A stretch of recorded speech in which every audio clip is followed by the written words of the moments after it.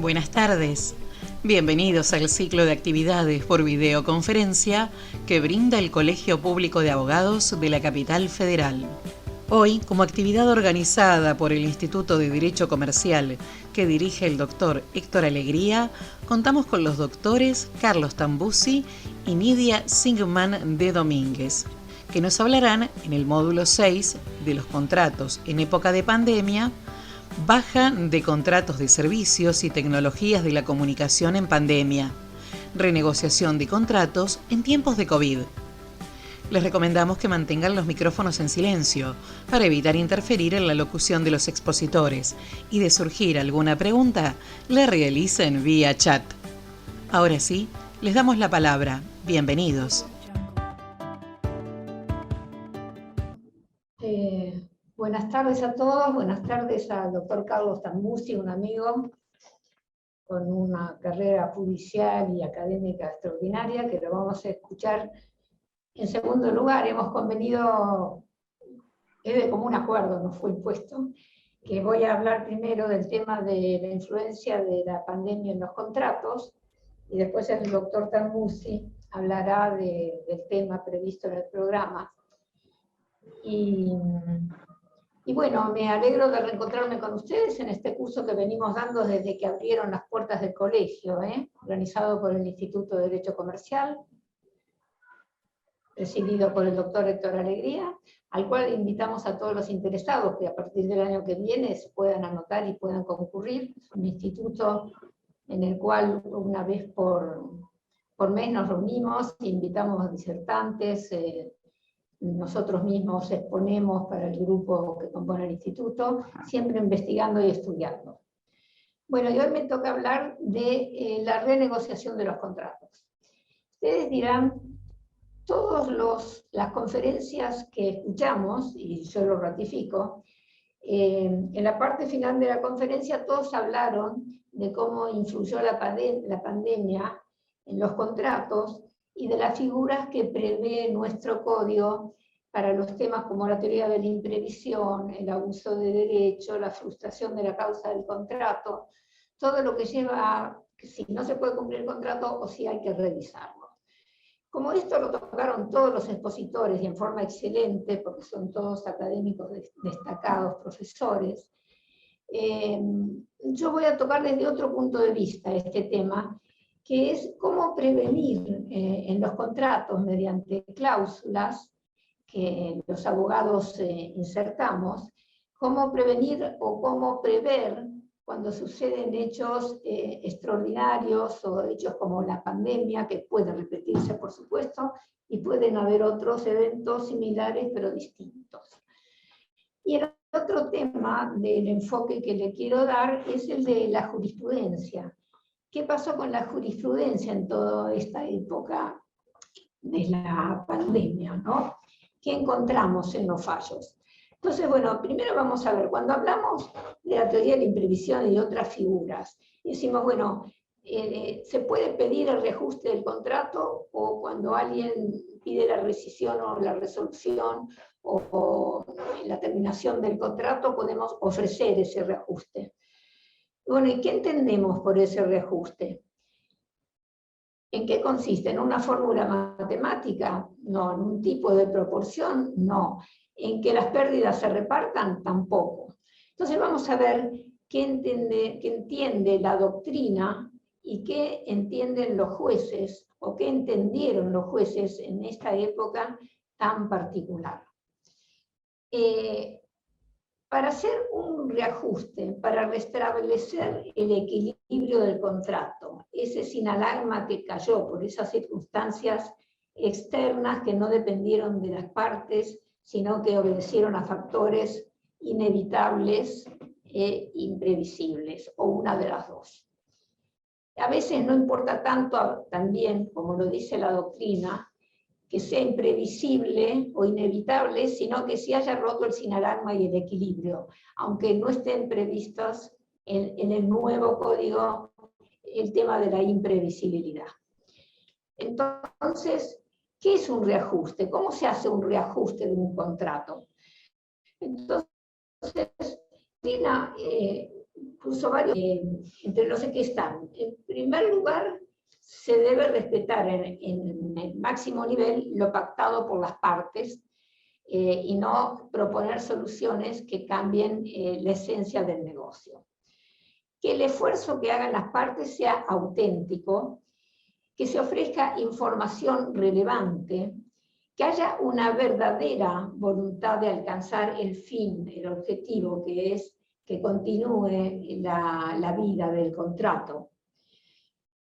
Que las soluciones sean razonables y equitativas, que no haya uno que tiene ventajas y con soluciones que ofrezcan ventajas para que no ofrezca en detrimento del otro co-contratante. O sea, que las negociaciones sean de buena fe.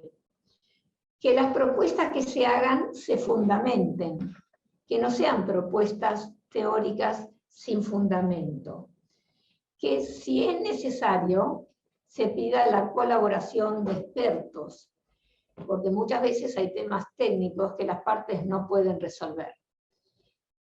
Otro tema es que cuando uno de los co-contratantes hace una propuesta, debe responder en forma concreta, expeditiva y sin tardanza el otro co-contratante.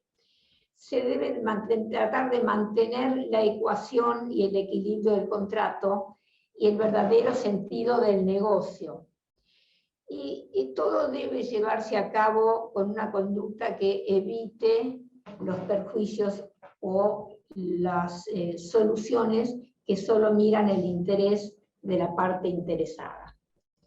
Hoy el principio es la solidaridad en los vínculos contractuales, para que esto ayude a una sociedad con un mejor desarrollo económico en beneficio de todos. Se rompió el sin alarma y hay que recomponerlo cuando es posible. Si no es posible, no es posible. Entre las cláusulas, estas cláusulas que llamamos de gravosidad, estas cláusulas para recomponer el sin alarma, encontramos la que se llama hardship. En realidad hardship es semejante a la teoría de la imprevisión. Lo que pasa es que hay ordenamientos jurídicos donde la teoría de la imprevisión no está incorporada, y si no está esta cláusula, no existe esta situación donde se permite la revisión del contrato. Pero otra diferencia es que a veces cuando la pactan las cláusulas, esta que se llama hardship, las condiciones son más laxas para que se dé la revisión del contrato. Después los principios de la UNIDROIT también contemplan que cuando se transforma la relación de valor entre las prestaciones que constituyen el contenido económico del contrato, que se pueda proceder a una revisión, siempre respetando estos principios de buena fe y evitando las ventajas que no ayudan a resolver el conflicto, sino que siguen un interés particular. También para solucionar y prever los temas que pueden azotar la vida del contrato, tenemos las cláusulas tenemos los seguros. Fíjense que hay seguros de rescisión por cambio de ley, de asunción de interrupción de los negocios, de fuerza mayor, hay seguro de riesgo político, de interrupción del comercio. Y en definitiva, ¿qué es lo que debe hacer el empresario? Pensar en todas las medidas que puede tomar y efectivamente tomarlas para asegurar la continuidad del contrato, insertando cláusulas, contratando seguros, contratando expertos que ayuden y respondiendo a propuestas de la parte vinculada a él por intermedio del contrato. Un tema muy importante también es que es una obligación de buena fe que una de las partes que ya puede prever que tendrá una situación que va a impedir el cumplimiento del contrato y poder continuarlo, debe comunicarlo de inmediato a la otra parte para que pueda tomar medidas. Y esta obligación activa de tomar medidas para la continuación del contrato también incluye controlar que la otra parte tome las medidas necesarias para conservar el negocio jurídico instrumentado en el contrato. También en los contratos se pueden planear alternativas para el caso de que sucedan hechos impensados de fuerza mayor, guerras, pandemias, etc. Como por ejemplo, en caso de no poderse llevar adelante el trabajo presencial, prever que se haga en forma remota o en otros sitios, o prever que haya proveedores o suministros alternativos para el caso de que salieran medidas políticas o económicas que dificultaran lo previsto en el contrato. Entonces, todas estas reglas hacen a que se pueda conservar el negocio jurídico. En nuestro código tenemos también las medidas de tutela preventiva. ¿Qué es esto? Nosotros tenemos en 1031 el artículo del código que prevé la suspensión del cumplimiento cuando, cuando una parte ve que la otra parte no podrá cumplir. Y mientras no cumpla, puede suspender el propio cumplimiento. Y después un artículo muy debatido, muy especial y muy nuevo para nosotros, que es el 1032 del Código Civil y Comercial. Este artículo que habla de la amenaza de daño grave, que podría ser la pérdida de solvencia del cocontratante o la pérdida de la capacidad para cumplir el contrato, permite tomar ciertas medidas. Creo que es un artículo sumamente importante, que me gustaría refrescárselo, leerlo, porque tiene especial relevancia, así como todos los artículos sobre la buena fe en la interpretación de los contratos, ¿no es cierto? Bueno, acá lo tengo en 1032.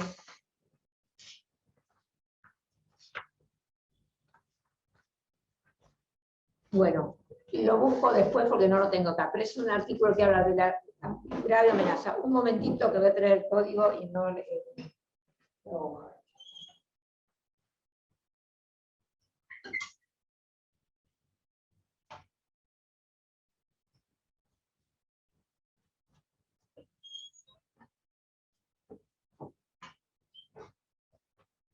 No nos olvidemos nunca del código. Es distinto estar acá en el Zoom, ¿no es cierto?, que en presencial. Pero bueno, ya nos tenemos que acostumbrar, por supuesto.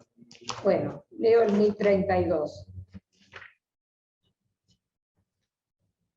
Una parte puede suspender su propio cumplimiento si sus derechos sufriesen una grave amenaza de daño, porque la otra parte ha sufrido un menoscabo significativo en su aptitud para cumplir o en su solvencia. La suspensión queda sin efecto cuando la otra parte cumple o da seguridades suficientes de que el cumplimiento será realizado. Por supuesto, este artículo es muy importante y muy delicado, porque dependerá del criterio del juez que esté acreditada la amenaza de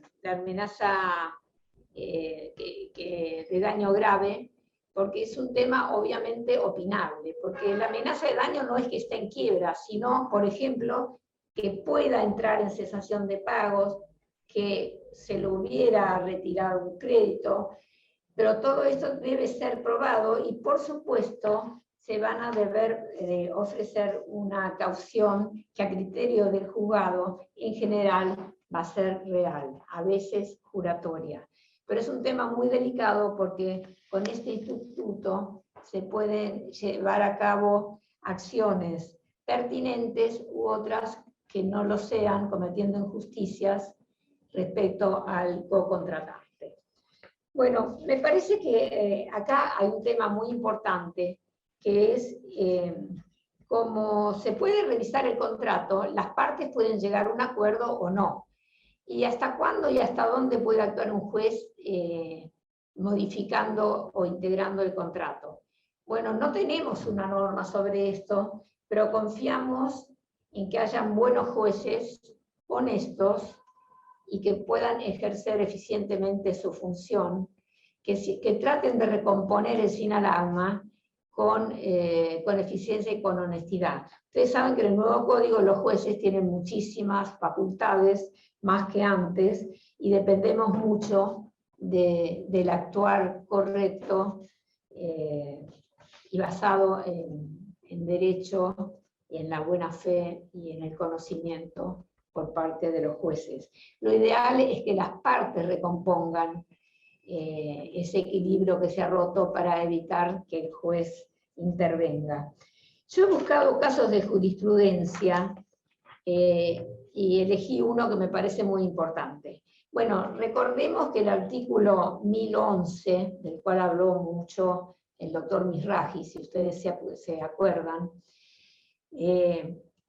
nos menciona que en los contratos de larga duración las partes deben ejercitar sus derechos conforme con un deber de colaboración, respetando la reciprocidad de las obligaciones del contrato, y la parte que decide la rescisión debe dar, es un derecho-obligación, como ustedes ven, la parte que decide la rescisión debe dar a la otra la oportunidad razonable de renegociar de buena fe sin incurrir en un ejercicio abusivo de los derechos. Este artículo 1011 es el que habla del deber de renegociación. Los contratos de consumo tienen un régimen protectorio especial, por supuesto. Bueno, el fallo que yo elegí, me gustaría directamente leerles la sentencia, porque no sé cómo estamos con el horario. No, estamos bien.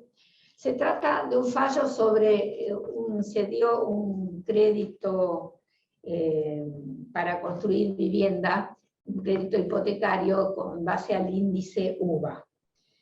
Y obviamente, como es de público conocimiento, ese índice hizo sumamente costoso y casi imposible de afrontar por muchos de los adquirentes de este tipo de crédito. Entonces, en el fallo que elegí, que fue contra el Banco Francés, se pidió que se rebajara la cuota y se redujera la deuda. Y los argumentos fueron que realmente las circunstancias de cuando se otorgó el crédito cambiaron muchísimo, las circunstancias económicas, que realmente hay imprevisión por el cambio que hubo de condiciones, y la imposibilidad de la actora de afrontar el crédito que le insumía más del 50% de su salario. Entonces, la defensa del banco fue que en realidad no existía imprevisión, que esto sería licuar el pasivo de la actora, que en realidad quien fija el índice es el Banco Central y no el banco demandado, y que siempre respetó la ley financiera y el Código Civil y Comercial. Sin embargo, el juez aplica el artículo 1091, la teoría de la imprevisión, procede a la revisión del contrato y intenta que las partes lleguen a un acuerdo. Y yo quiero leer la sentencia porque me parece es una sentencia que resume otros fallos que fueron saliendo en la misma tendencia. Entonces la sentencia dice: corresponde disponer una instancia de renegociación del contrato por un periodo de 90 días corridos, prorrogables a petición de ambas partes, para que arriben a un acuerdo negocial conforme pautas brindadas y parámetros que defino a continuación. Esto es muy importante porque también lo tomó la doctrina para enunciar las cláusulas en estos contratos. Las partes tienen un plazo de 10 días hábiles desde la fecha en que queda firme el auto para presentar un domicilio legal constituido por la otra de forma extrajudicial, propuestas sustanciales u ofertas concretas de renegociación relativas al objeto del contrato. Tienen que cumplir con los deberes de información y colaboración sobre la base de las reglas y principios de buena fe. Y de los artículos 990, 991 y 1011, atendiendo a las reglas de menor restricción de derechos y teniendo en cuenta el 1713. Se proscriben las situaciones de aprovechamiento. Las partes disponen de un plazo de 10 días también para responder, aceptar, reformular o realizar nuevas propuestas distintas a las que formula el cocontratante. Y ello lo debe hacer de forma documentada y fundada. Si con antelación al plazo de 90 días corridos no se hubiera arribado a un acuerdo, y esto es lo importante, ¿qué pasa si las partes no llegan a un acuerdo? El último día hábil las partes tienen que presentarle al juez de la causa el resultado de las negociaciones al que hubieran llegado, acompañado de los instrumentos jurídicos respectivos. Para el supuesto que no se hubiera arribado a ningún acuerdo, esto es muy importante, tienen que detallar las razones y circunstancias que lo impidieron. Y además deberán conservar documentación de las propuestas y un libro como las tratativas extrajudiciales, en los que surjan los lugares de reunión, días, formas de comunicarse, etc.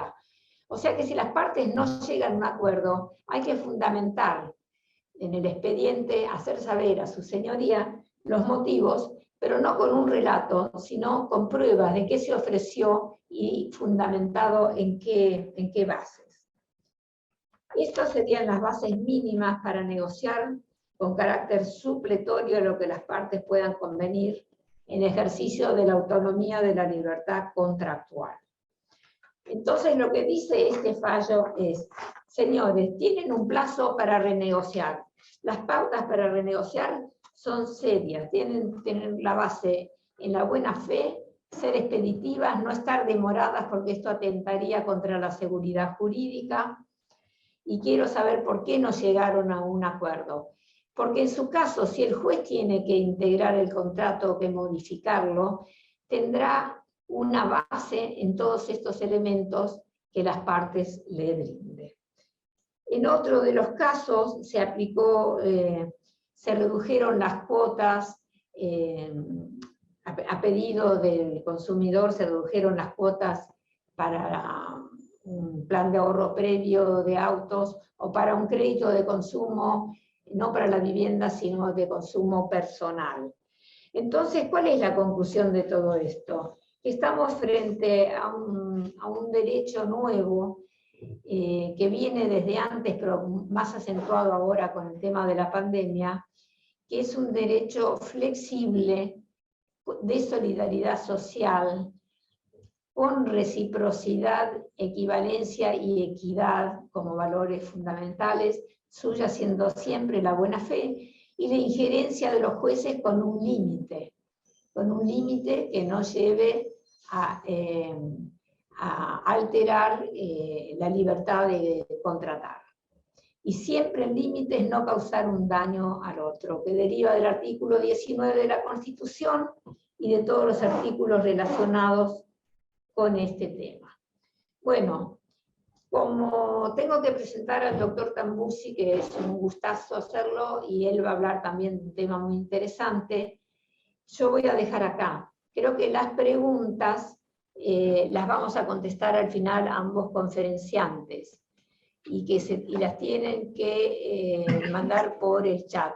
Supongo que me están pidiendo cuál es el fallo, después yo voy a escribir en el chat de cuál es el fallo. Bueno, que se considera información relevante como obligación de parte cuando se incumplimiento por esta causa. Bueno, todo esto lo vamos a contestar cuando termine la disertación el doctor Tambusi. Pero desde ya la información relevante tiene que ver con datos ciertos, por ejemplo, sobre la situación que está pasando quien pidió el reajuste, por ejemplo, ¿no es cierto? Y en los fallos que yo voy a escribirles, en el chat para que puedan ver, van a ver ahí ejemplos concretos de este tema.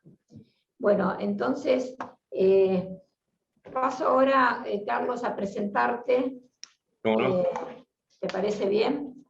Sí, sí, adelante. Perfecto. Bueno, entonces el doctor Carlos Tambursi, en primer lugar, es un gran amigo, una persona que admiro muchísimo como persona y como profesional y como académico, y que ha producido muchísimos artículos, ha colaborado en códigos, o sea que su tarea es, la verdad, admirable.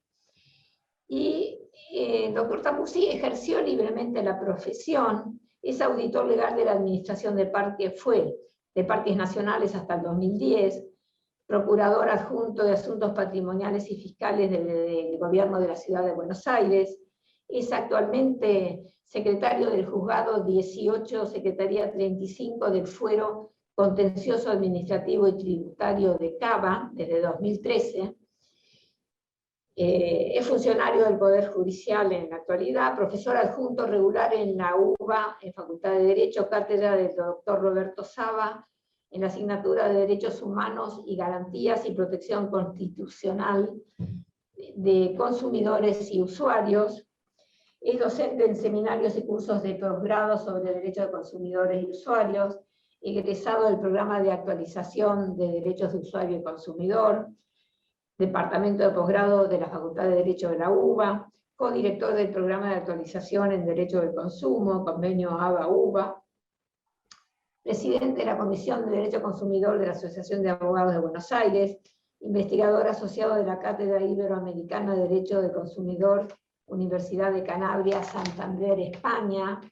Escribió numerosos capítulos en obras colectivas y artículos sobre la especialidad en revistas tanto nacionales como extranjeras, autor de muchos libros de consumo como derecho humano, juicios y procesos de consumidores y usuarios, artículos de especialidad, director de la revista Relación de Consumo, Prácticas y Estrategias, Derecho del Consumidor, integrante para la redacción, muchos más de las cosas que escribió, integrante de la Comisión para la Redacción del Código Procesal de Justicia en las Relaciones de Consumo en Cava, según resolución 423/16 de la Subsecretaría de Justicia de Cava, y de la Comisión para la Reforma de la Ley 24240 del Consumidor, Programa de Justicia 2020. Este es el currículum muy abreviado del doctor. Así que, Carlos, todo tuyo. Muchas gracias, Nidia. Buenas tardes a todos. Un gusto, como siempre, estar en el Colegio Público, en la Casa de los Abogados.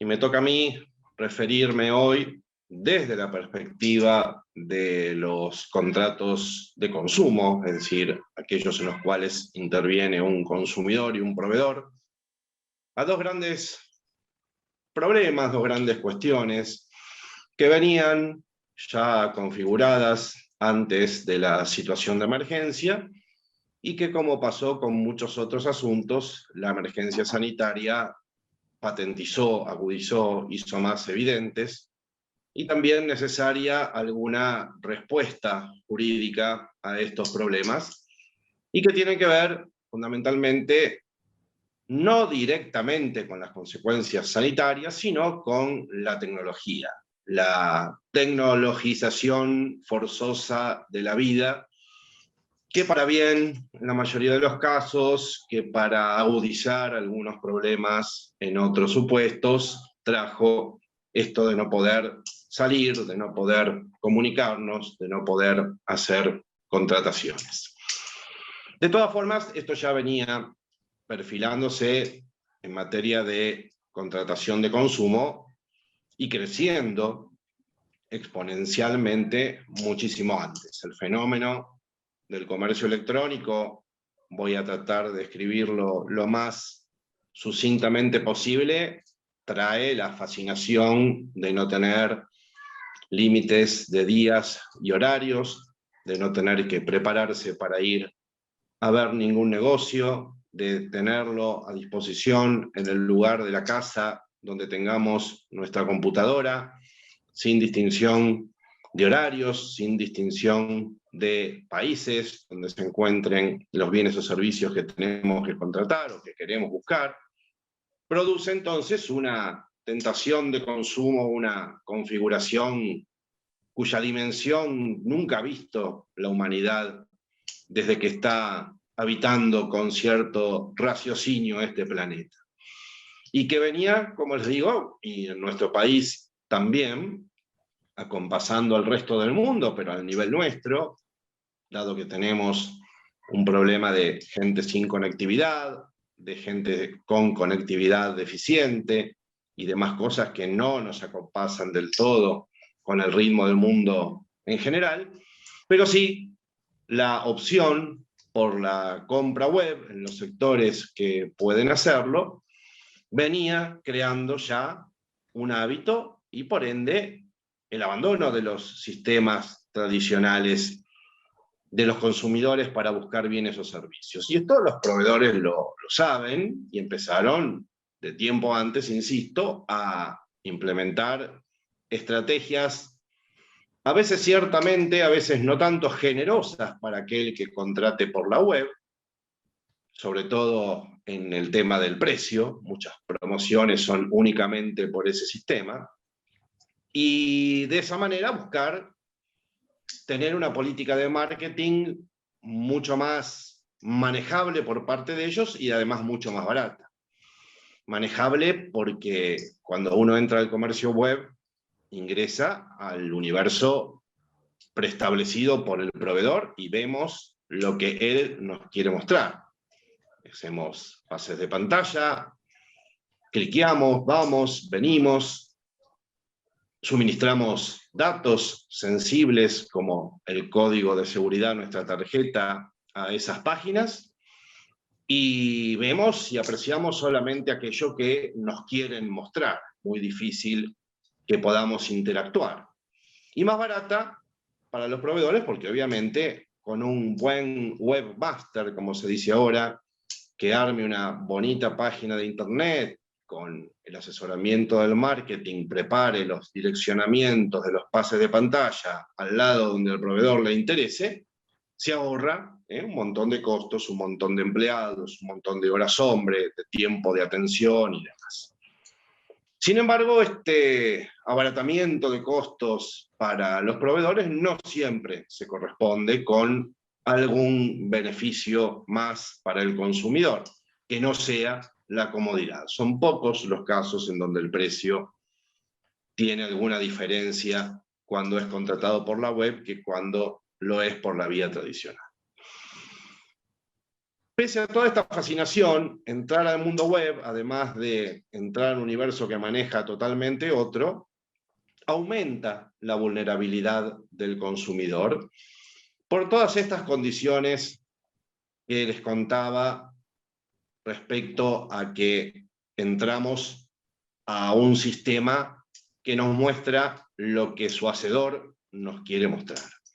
Y muchas veces lo hacemos bajo presiones de tiempo, quizá a ustedes les haya pasado, entramos a una oferta y automáticamente empieza a funcionar un reloj con una cuenta regresiva, diciendo que cuando ese reloj se ponga en cero, como en las películas, bueno, no explota la bomba, pero sí se acaba la oferta y la perdemos. Hacemos cola, a veces también, en el comercio web, cuando hay contrataciones masivas, casos generalmente de entradas a recitales, espectáculos deportivos. No podemos apreciar en lo que se nos muestra más detalles que lo que pueden dar las imágenes. No podemos preguntar ni recibir la información que recibiríamos personalmente. Entonces, si el consumidor ya era una persona en una situación a la hora de la relación de fuerza bastante débil en relación al proveedor, sobre todo en conocimiento, con el comercio web esto se acelera. Creo que no es una postura troglodita contraria al comercio web, pero sí creo que es una realidad. Y que se acentúa a la hora de las garantías cuando hacemos comercio web transnacional. Es fascinante poder comprar algo de una tienda de los Estados Unidos o de Europa. Pero ¿qué puede llegar a pasar si eso genera algún problema a la hora de la efectividad práctica de hacer un reclamo o de la efectividad práctica de hacerlo cumplir, si es que ese reclamo lo ganamos. En eso, creo que el derecho internacional privado alguna respuesta tendrá que dar, espero pronto, en lo sucesivo, para que estas operaciones transnacionales, que se hagan desde cualquier país hacia otro, tengan algún tipo de protección a la hora, o de acuerdo a la hora de las protecciones judiciales y de los reclamos. Bien, dicho esto, que no quise hacerlo muy largo, el Código Civil y Comercial, vigente hace 6 años, desde el 2015, trajo las primeras normas sobre comercio electrónico, cuando todo esto estaba bastante embrionario en relación a lo que es ahora. Pero básicamente el legislador del Código fue consciente de esa cuestión que les nombraba de aumento de la vulnerabilidad. Entonces les voy a dar 3 o 4 ejes principales de la protección del código hacia el comercio electrónico, mejor dicho, hacia los consumidores del comercio electrónico, para después entrar en los temas de las bajas, que es el eje de esta conversación. El legislador rigorizó, hizo más fuerte algo que es un componente muy igualador, muy nivelador en el derecho del consumo, que es el deber de información.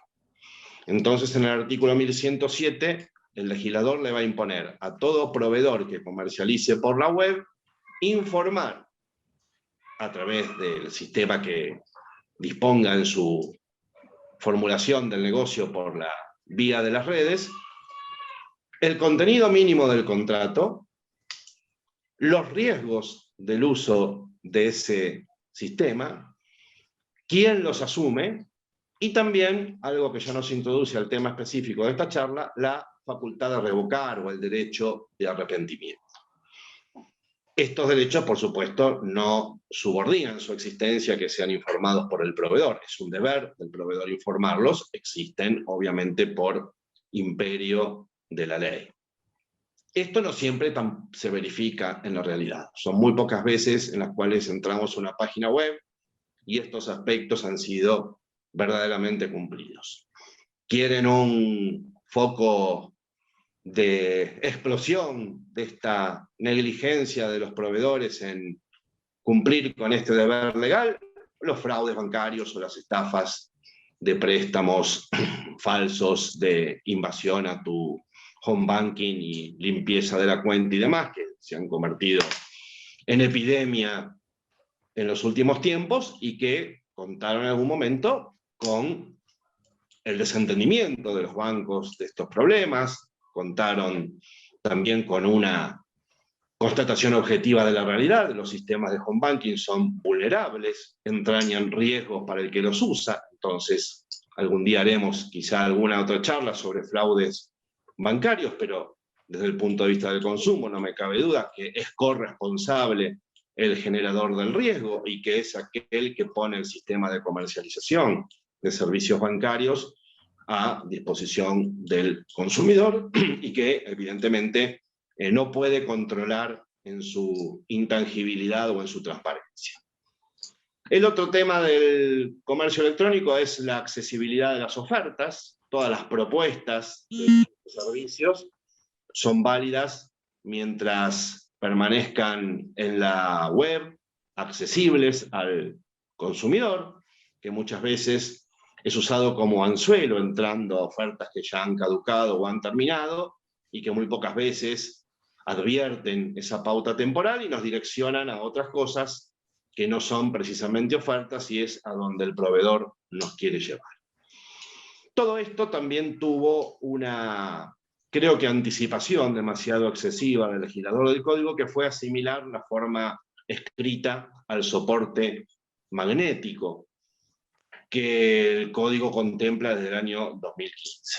Esto, en algunos casos, como el mismo mutuo financiero, que exige expresamente forma escrita y soporte papel en términos del Código Civil, choca con los préstamos preaprobados que encontramos en las páginas de los home banking, por ejemplo, que nunca se materializan en convenio alguno. Y también nos introducen, si asimilamos la forma escrita al soporte magnético, al mundo de los términos y condiciones o las cláusulas predispuestas que hay que aceptar sí o sí antes de hacer un negocio, con las consecuencias que todos conocemos. Básicamente, primero, nadie las lee. Segundo, el que decida leerlas lo tiene que hacer apuradísimo porque puede llegar a estar la cuenta regresiva. Tercero, esos términos y condiciones no se pueden almacenar ni se pueden guardar para que uno conserve una copia de ese estatuto, y entonces pasan a formar parte de esa rigurosa complejidad a favor de la unilateralidad absoluta del proveedor que nos ofrece el comercio electrónico. Y finalmente, el derecho de arrepentimiento, que ustedes saben, existe para las contrataciones web, contrataciones obviamente de consumo, en donde, basándose en que en este tipo de contrataciones a distancias el consumidor tiene la decisión de contratar porque prende la computadora y busca un bien o un servicio que necesita o que desea, no tiene la posibilidad de comparar con otras, tiene apremios de todo tipo, condicionamientos que ya hemos reseñado, entonces se le atribuye al proveedor que ofrece servicios por la web, como consecuencia de utilizar ese sistema de comercialización, un derecho que tiene que informar al consumidor y a noticiarlo de su existencia, por el cual el comprador web tiene 10 días para, en buen castellano, arrepentirse. Se llama derecho de revocación, los anglosajones lo llaman buyback, vuelta atrás de la compra, que, insisto, son días corridos, siempre hay un fin de semana en el medio, que para algunos casos de la vida de las personas supone un momento de posibilidad de reflexión más tranquila, que se ejerce sin solemnidades ni formalidades algunas. Hay que hacerle saber al proveedor que uno ha desistido de esa compra, y las consecuencias son, como diríamos futbolísticamente, 0-0. Si ya recibí la cosa, tengo que ponerla a disposición del proveedor, y todo lo que yo haya pagado tiene que ser reintegrado, sin que el ejercicio de este derecho importe ningún gasto para el consumidor. Ni siquiera se nos puede devolver menos dinero porque la cosa ya está usada, ni siquiera se nos puede negar el ejercicio de este derecho porque cuando recibo la cosa la desembalo y la apruebo, única forma de saber si es la que compré, si es la que me sirve para cubrir la necesidad y demás, etcétera. Por lo tanto, el proveedor corre con ese riesgo y obviamente debe afrontar no solamente el deber de informarlo, sino las consecuencias de su ejercicio. Las plataformas, por ejemplo, tuvieron que aprender que, como es todo comercio web, no podían liberar los pagos hasta pasados los 10 días, que al principio era como misteriosamente olvidado y tuvo que hacerse costumbre a poco de andar en función de los cambios normativos. Pero sepan entonces los consumidores que pueden arrepentirse de las compras web sin solemnidades, algunas más que hacerlo saber al proveedor por el mismo sitio web, por medios electrónicos, telefónicos o como sea, con la única exigencia de que sea hecho en tiempo y forma, y en el caso de bienes o cosas, no hay que devolverlas uno, sino basta con ponerlas a disposición del proveedor.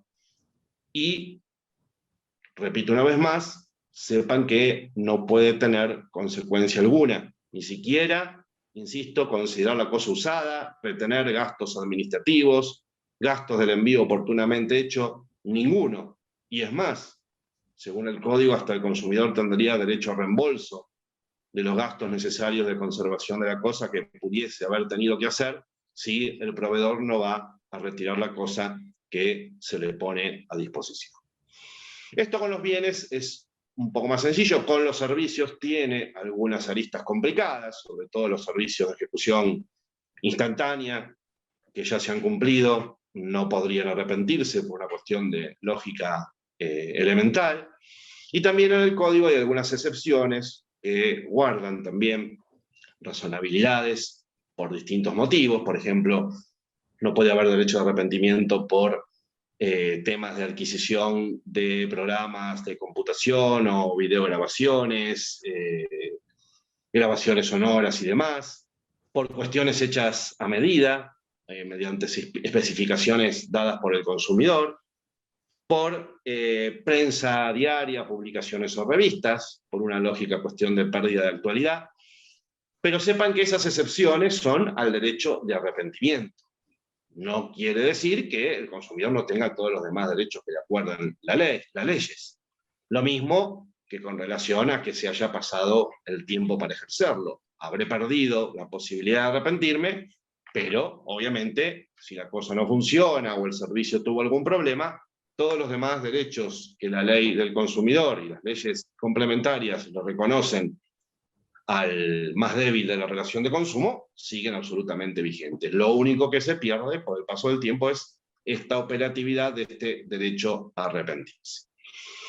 Dicho esto, el gran tema de los proveedores fue muchas veces desconocerlo, o incluso inoperativizarlo en los términos y condiciones, o incluso obviamente poner todo tipo de trabas y obstáculos para que los consumidores puedan hacerlo, empezando por no informárselo, cosa que, insisto, es para los proveedores una obligación legal y que muestra también que, bueno, hay que trabajar un poquito más desde el Estado y desde la sociedad civil en educación al consumidor.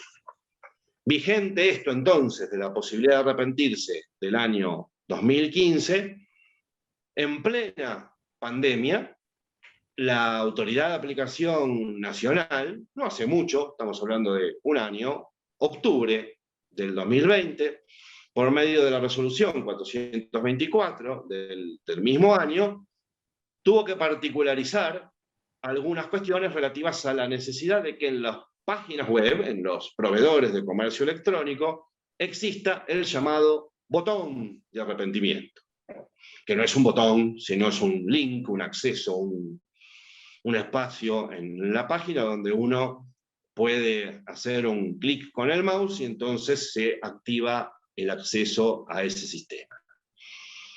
Ayuda esta resolución mucho porque da claridad en lo que el código prescribe en lo general. Por ejemplo, el enlace que debe figurar en las páginas debe conducir a hacer efectivo y operativo el ejercicio de este derecho. Impone, cuando uno pulsa el botón de baja, la obligación al proveedor de informar o acusar recibo, informar la recepción de ese pedido de baja que uno hizo al activar el botón, para que al consumidor le quede alguna constancia que esa solicitud existió. Así que el proveedor tiene que mandarte un me notifico, diríamos, a los efectos operativos, ya que el arrepentimiento es operativo. Esto significa que produce sus efectos desde el momento en que es formulado, con la única sujeción a que sea ejercido en el término que establece la ley, que dijimos es 10 días corridos, incluso con la famosa agregación del día hábil siguiente, si el día último fuese feriado. La normativa, que es resolución, insisto, es normativa administrativa de consumo de la Autoridad Nacional, con vigencia en todo el país, impone que ese botón sea de acceso fácil y directo. Es decir, que no esté metido por ahí en el entramado de la página y uno tenga que bucear dentro del sitio para encontrarlo. Tiene que ser evidentemente destacado y notorio, y que indubitablemente conduzca a el pensamiento o el trámite que ha sido seleccionado. Es decir, que no tenga pasajes intermedios, que haya que transitar por alguna otra vía, sino que simplemente cuando uno abra la página salga con toda notoriedad y claridad ese famoso botón. Y en muchas páginas aparece como botón o derecho de arrepentimiento. En muchas que lo han instaurado, otras podrán ustedes constatar entrando a páginas web de diversos rubros que todavía no han cumplido con esto. Lo cierto es que hasta este presente de esta regulación, cuyo éxito va a depender de que los consumidores denuncien su incumplimiento y que el Estado fiscalice su acatamiento, se fue unificando un criterio que, insisto, los proveedores tenían de forma tan confusa como dispar, para encontrar cómo dar de baja, para encontrar cómo encontrar un espacio en la web de atención al cliente o de recepción del reclamo, muchas veces parecía como una tarea bastante complicada. Y a veces incluso tan esquivas como ininteligibles, diría yo, por la forma en que estaban diseñadas las páginas web a propósito para entorpecer el acceso. Además de notoria, destacada y directa, la cuestión del acceso al botón del arrepentimiento no puede, o mejor dicho, no debe, exigir registración previa al sitio.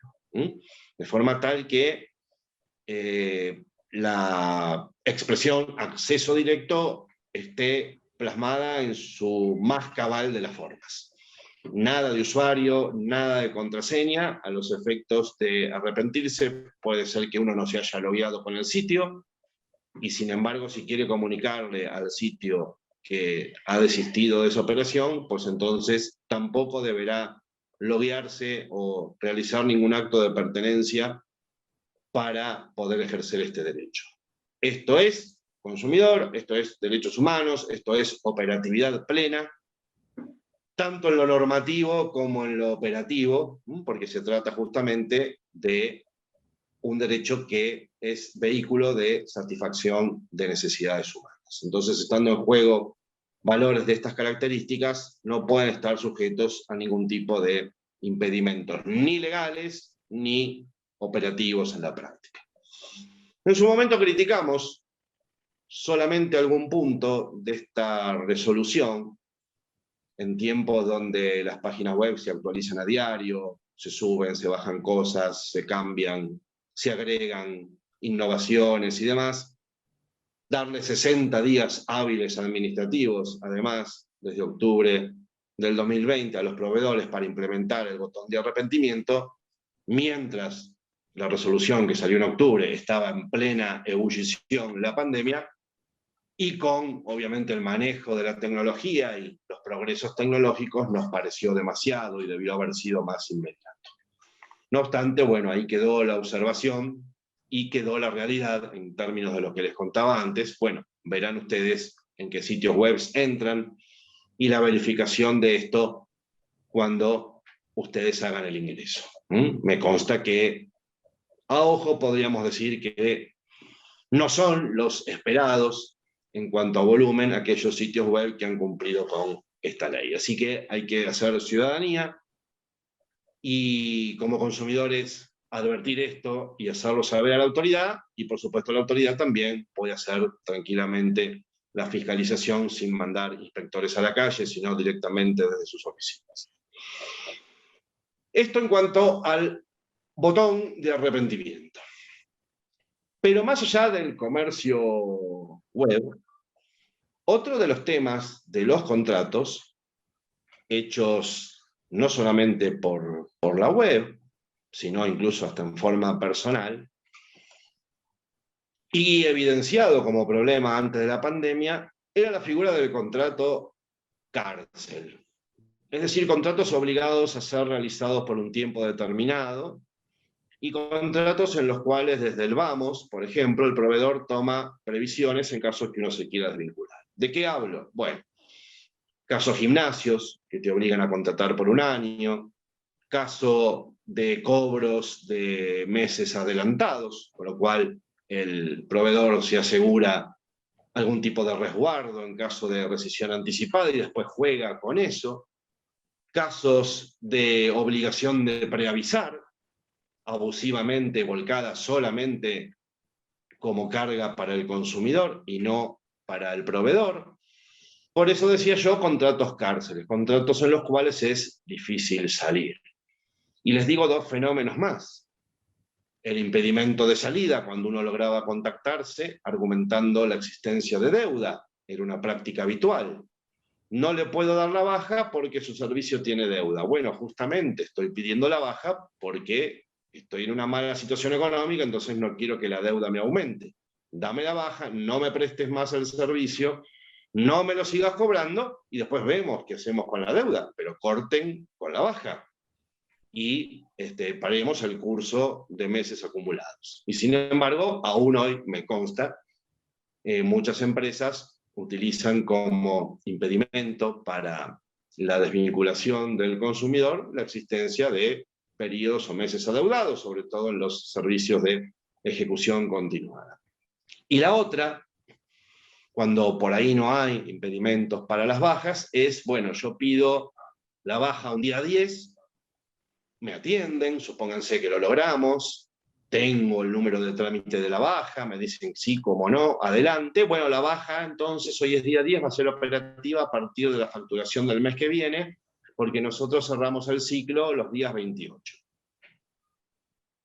De manera tal que, como consumidor yo, que quiero rescindir hoy, tengo que pagar 14 días más de servicios, porque los señores proveedores cierran su ciclo administrativo en un día que, por supuesto, unilateralmente fijaron.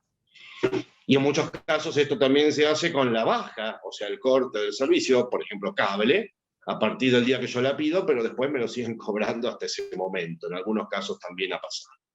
La baja tiene que ser operativa, y a partir de que el consumidor la pida. En ciertos servicios es muy fácil de hacer. Como el artículo que vamos a hablar, que contempla esto, incluye los servicios públicos domiciliarios, quizá en este punto sí puede haber, como se dice hoy, algún delay o alguna demora, porque si yo me quiero dar de baja del gas, porque voy a poner todo eléctrico, bueno, la empresa tendrá que retirar el medidor.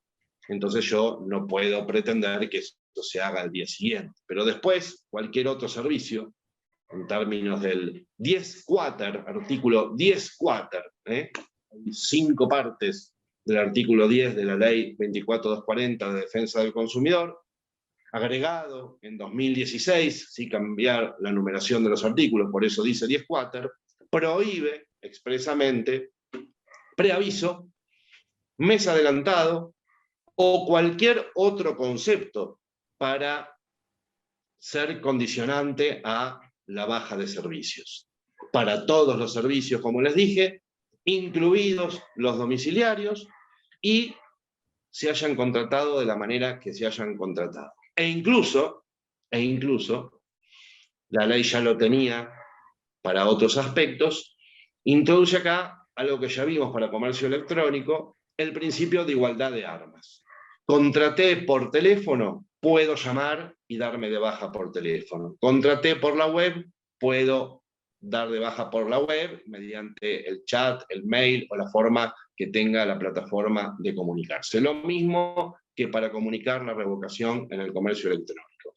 La noticia al proveedor del ejercicio de este derecho, la puesta a disposición de la cosa y demás, se puede hacer por medios electrónicos también, porque es el mecanismo que el consumidor tuvo que implementar, ya que el proveedor ofrece sus servicios por esa vía. ¿A qué apunta esta previsión del 10-Quater? A algo elemental, que los proveedores muchas veces no entendían. En los ejemplos prácticos que he dado, ustedes lo podrán verificar. A que solo se puede cobrar el servicio efectivamente prestado. Y nunca la rescisión puede ser obstaculizada, y tampoco, además de obstaculizada, puede ser considerada un castigo al consumidor, que le cobren algún exceso sobre la facturación normal del servicio, o que se queden con el mes adelantado, que por ahí el consumidor se olvidó, que lo pagó al principio, entonces quizá, hasta en algunos casos le podría corresponder algún mes que ya está compensado con ese mes adelantado, mientras haya pedido la baja. Esta norma, como toda la ley de defensa del consumidor, es de orden público. Esto quiere decir que no puede ser renunciada por el consumidor, ni en ninguno de los términos y condiciones que aparecen ahí en los sitios web puede aparecer válidamente, lo cual no obsta que aparezca, porque muchas cláusulas de los términos y condiciones son abusivas y son violatorias al orden público, pero son inoponibles e inaplicables al consumidor si violan la ley de defensa del consumidor. Como el tránsito del derecho del consumo es hacia la igualdad, lo que acá se busca es lo que se llama, insisto, igualdad de armas, paralelismo de formas, que tengamos todos la posibilidad de utilizar la pluralidad de medios de comunicación o de manifestación de la voluntad respecto a las contrataciones de servicios, seamos proveedores o seamos consumidores.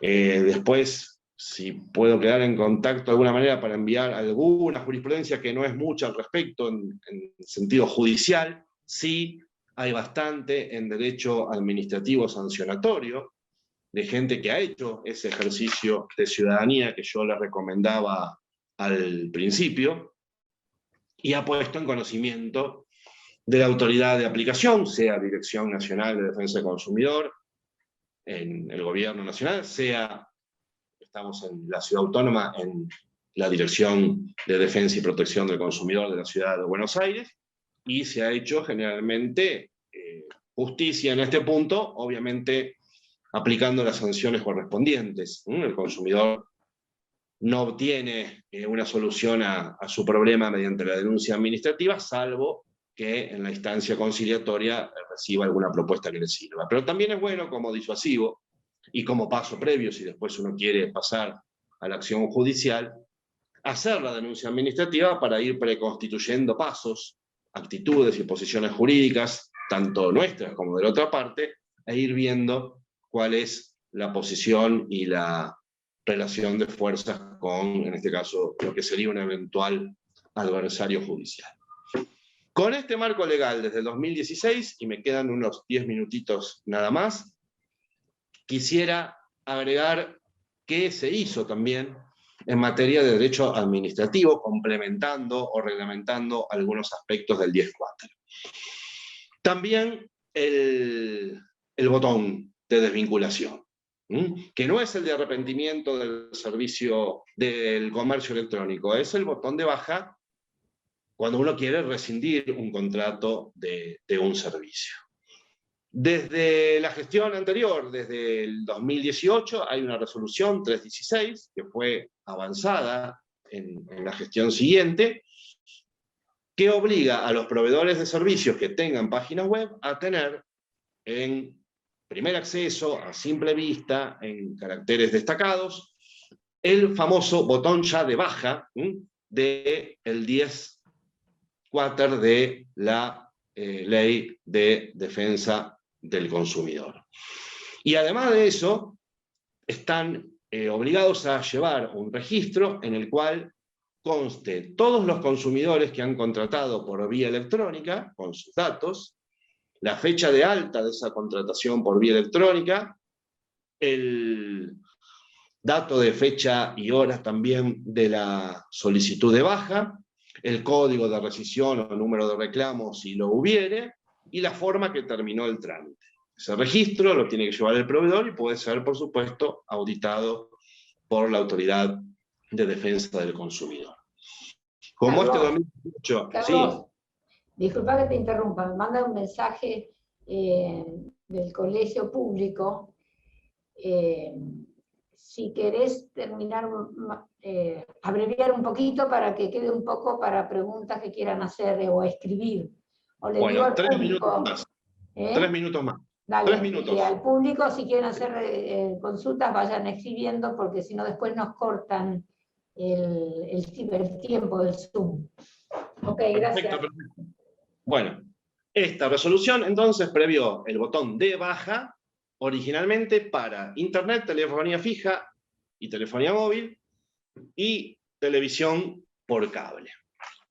¿Por qué se restringió a estos solos supuestos? Bueno, porque eran los más conflictivos en ese momento. Les voy a dar después las 2 resoluciones que se dictaron este año, que simplemente manteniendo todos estos mismos principios, incorporan nuevos proveedores web que tienen que tener el botón de baja en su sitio. Repito, entonces, los de la resolución original son telefonía fija y móvil, TV por cable y servicios de internet. Una resolución de mayo de este año incorporó, importante, ahorro previo, seguros, tiempo compartido y cualquier suscripción a servicios multimedia. Y en el año 21, en este año también, pero ya hace poquito nomás, 26 de octubre, aparecieron como obligados también a cumplir con esto los servicios de geolocalización y los servicios de suscripción a alimentos y bebidas. Es de esperar que la nómina de proveedores obligados se incremente, creo que ahí tendría que estar indumentaria y otros servicios más, pero mientras tanto el desarrollo administrativo va marcando una preocupación por implementar esto y obviamente dependerá tanto de ellos fiscalizarlo como de nosotros hacerlo saber. Estas son las armas con las que contamos, en el buen sentido de la palabra armas. Espero que les haya servido conocerlas. Resolución 316 del 2018, ampliada por la que les dije, resolución 357 de este año y 26, perdón, de este año. Perdón, 261, no 26. Esas son las 3 resoluciones que obligan a los famosos botones de baja. Bueno, estamos para las preguntas. Muchísimas gracias, la exposición perfecta, muy, muy interesante, muy de todo lo que está pasando ahora, ¿no? Yo te quiero hacer una pregunta. ¿Cuál es la estadística de los casos que se presentan en defensa del consumidor? ¿De qué estadística hay acuerdos, si se cumplen o no? Cuando los reclamos se hacen en defensa del consumidor directamente. Bueno, no tengo porcentajes exactos, pero sí puedo dar fe que Consumidor de Ciudad, que es el que más conozco, tiene un altísimo porcentaje de acuerdos en la instancia conciliatoria, lo cual habla de un paso cultural adelante significativo. Quiere decir que los audiecistas ayudan a encontrarse a las partes y que las partes van con ganas de arreglar. Si no se dan esas cosas, no va a ser difícil de acuerdo. Claro, pero es muy importante eso. Si mal no recuerdo, con la reserva de que mi memoria me falle, que andaban más del 60-70% de causas ingresadas versus las conciliadas. Perfecto. ¿Quieren escribir al chat alguna pregunta a los oyentes? Bueno, si no hay más preguntas, yo la verdad te quiero agradecer muchísimo, acá la gente que te escuchó también lo está escribiendo, muy, muy didáctico, muy útil, con muchos datos, y la verdad aprendí mucho yo también contigo, sobre todo que hay muchísimas consultas por estos temas, y como uno no puede hacer todo, pero saber que el consumidor se pueden arreglar evitando ir a la justicia, a un procedimiento judicial, la verdad, es muy importante. Sí, el que hace, ya que estamos entre abogados, tienen que saber 2 cosas. Que el procedimiento administrativo no requiere patrocinio letrado obligatorio, y uno siempre recomienda que el consumidor vaya con abogado, porque es un espacio de negociación de derechos de orden público. Y en segundo lugar, que esos acuerdos conciliatorios, que se logran con tanta efectividad, que vos me preguntabas y yo contestaba, sepan que rara vez contemplan honorarios. Entonces, el abogado que va a sede administrativa patrocinando al consumidor tiene que saber que en esas instancias los acuerdos, y tampoco tienen facultad para regular honorarios ni nada las autoridades, los acuerdos nunca incluyen los honorarios del consumidor reclamante, ni se los van a ofrecer. Yo, por lo menos, cuando ejercía la profesión no lo he visto nunca, así que en esos casos hay que hablar antes con el cliente y pautar qué es lo que uno va a recibir por su trabajo si va a sede administrativa, ¿no? Esto, desde el punto de vista directamente al interés profesional, es una advertencia que creo que corresponde hacer. ¿Tenés una pregunta? ¿Tenés una pregunta? Palabra... perdón, habla vos, dale, Carlos. No, para redondear el final, si el problema de tu consumidor era con un electrodoméstico, vos lo patrocinaste y fuiste de instancia administrativa, bueno, perfecto, pero una propuesta que le satisfaga puede ser que la empresa le cambie el electrodoméstico o le devuelva la plata, y no más que eso. Claro. Mala sangre, tiempo pasado, molestias, y abogado en sede administrativa casi nunca. Claro. Bueno, te están preguntando si hay un límite para los punitorios. Y yo le aviso también que yo subí los fallos de los que mencioné, están en el chat. Pero te están preguntando eso. ¿Límite para los punitorios? Sí. Bueno, hay inveteradamente los jueces han controlado la razonabilidad de las cláusulas penales y de los intereses que se aplican, deben responder a intereses de plaza y razonables, claro. Así que se tendrá que ver en cada caso. Claro, no hay un límite matemático, obvio. Bueno, están diciendo que tendríamos que hablar de estafas bancarias y de cajas de seguridad, y bueno, como no, espero que podamos hablar con un panorama mucho mejor al que pintó este año en ese tema de fraude bancario, ¿no? Terrible, la cantidad de consultas sobre ese tema es terrible. Sí. La jurisprudencia está respondiendo, creo yo, en un panorama general a nivel país, porque lo sigo bastante, en general bien. La conducta de los bancos realmente, bueno, a mí en algunos casos no me asombra, pero eso de invocar culpa de la víctima y que el consumidor es tonto porque le dio datos a otra persona y en función de su tontera fue estafado y entonces el banco no tiene nada que ver, bueno, es un grave error de conducta empresaria, desde lo jurídico primero y desde lo ético después, ¿no? Esto demuestra, como dije en mi exposición, que los sistemas de home banking son vulnerables, pueden ser alterados, pueden ser hackeados, pueden ser pirateados, usen el verbo que quieran, y esa criatura fue creada por los bancos y se convirtió en riesgosa porque es invadible, no sé si existe la palabra, por estos delincuentes que usan el sistema para sus actividades delictivas. Entonces el riesgo fue creado por el que puso a disposición la herramienta, ¿no? Así que civilmente... Leí un fallo muy interesante, no era de banco, sino de un sitio parecido a Mercado Libre, no era Mercado Libre, donde alguien compró por home banking un producto, se reunió para recibirlo y era un delincuente que le pegó un tiro y responsabilizaron al sitio, responsabilizaron al sitio por no tomar las medidas de seguridad mínimas para evitar que esta gente ingrese al sistema.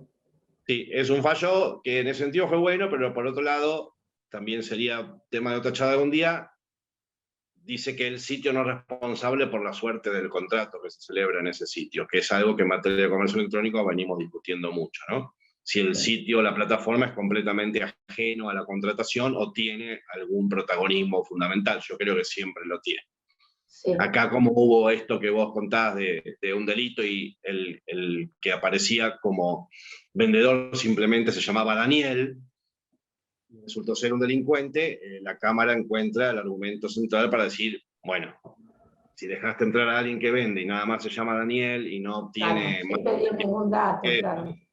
Lo agarraron por ese lado. Pero siguen sosteniendo muchos jueces todavía que las plataformas no tienen nada que ver de civilmente responsables en torno a las legalidades o suertes o cumplimientos de las contrataciones que se efectúan en su seno, y yo creo que no es así. No, y está cambiando la jurisprudencia, ¿no?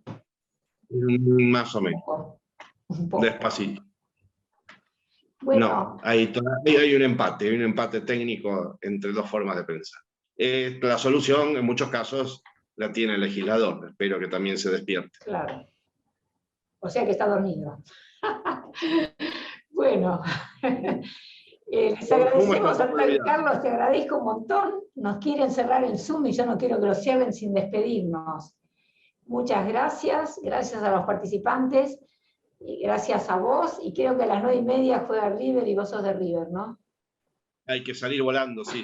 Pero no es prender la tele, esto es ir a sentarse en donde hay que estar. Muchas gracias a todos, muchas gracias a vos en especial. Un abrazo, Carlos. Gracias, Nidia, gracias a todos. Hasta la próxima.